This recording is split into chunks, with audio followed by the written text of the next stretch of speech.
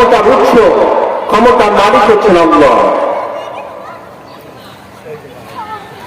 আল্লাহ বলেছেন, হে নবী আপনি জানিয়ে দিন, قل اللهم مالك الملك تؤتي الملك من تشاء وتنزع الملك ممن تشاء। হে নবী আপনি জানিয়ে দিন, আহে আল্লাহ আপনি হচ্ছেন সমস্ত ক্ষমতার মালিক।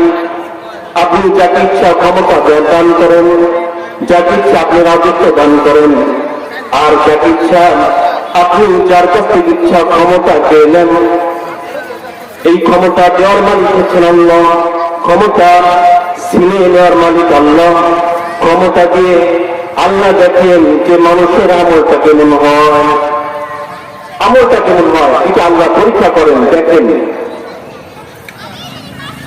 ক্ষমতা পেয়ে যদি আল্লাহর হুকুম অনুযায়ী, ইসলামের বিধান বিধি অনুযায়ী, ইসলামের বিধি বিধান অনুযায়ী, কোরআন এবং সুন্নাহ অনুযায়ী যদি রাষ্ট্র পরিচালনা করেন, আল্লাহর বিধান অনুযায়ী যদি রাষ্ট্র পরিচালনা করেন, সমাজ পরিচালনা করেন, তাহলে তো আল্লাহ রাব্বুল আলামিন তাকে সম্মান দান করবেন, জান্নাত দান করবেন।